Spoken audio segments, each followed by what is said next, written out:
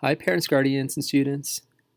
The following tutorial video will walk you through our proofreading plan, otherwise known as OPP, our systematic approach towards editing writing across all subject areas.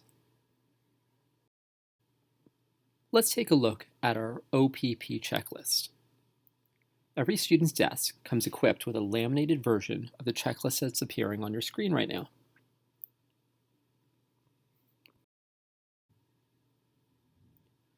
Allow me to model the 3 steps of our plan with an example. I strongly advise students to apply the 3 steps of our proofreading plan after every sentence that they write before advancing on to the next. I term this the one-by-one writing approach, and I'm a big proponent of it. And why?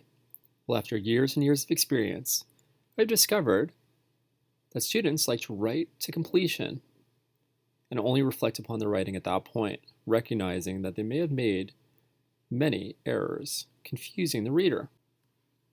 It's time for step 1 of OPP. We're going to read our work backwards and highlight the words that might be misspelled.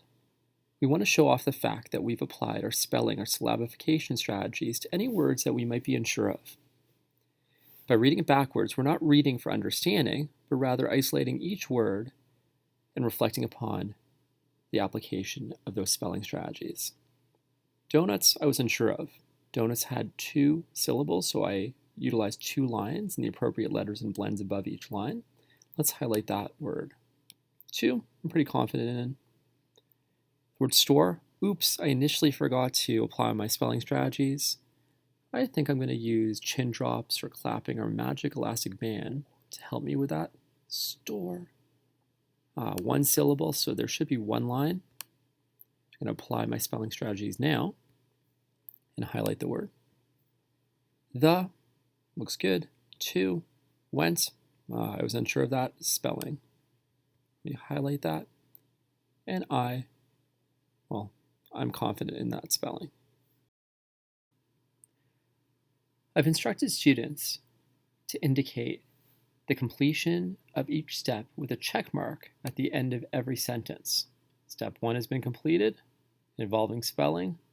Thus, I'm putting a single check mark at the very end of the sentence. Now it's time for step 2. It's really important to read our work out loud. We want to see, does it make sense? Does the sentence have capitals? Are there proper punctuation marks in places? Well, let's do step 2.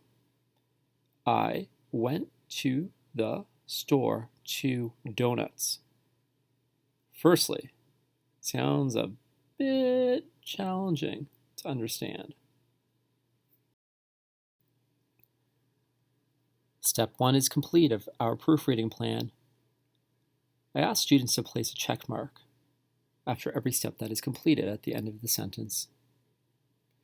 Time for step 2. Let's read our work out loud. Does it make sense? Does it have capitals? Does it have proper punctuation? Let's see. I went to the store to donuts. Uh-oh, something doesn't quite make sense here. I meant to say, I went to the store to buy donuts. Let's use our little caret symbol and write down that missing word.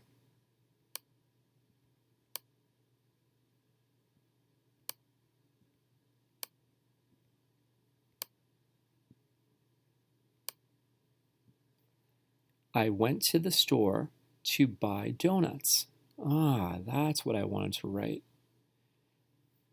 Oop, I'm missing a capital here.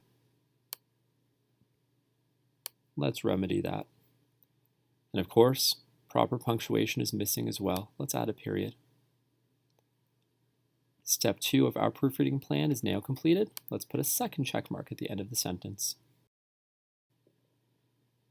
Time for step 3 of our proofreading plan. Let's try to improve upon our sentence using our writer's toolkit and/or our own mind. We might want to visit our writer's toolkit and look for a food adjective to describe the donuts that we're buying. The word delicious might be appropriate here. We may want to add some extra details too and specify exactly what type of donut as well. Step 3 of OPP is now complete. I went to the store to buy delicious Boston cream donuts. The sentence has a capital, appropriate punctuation, is now rich with detail. It's time to advance on to the next sentence.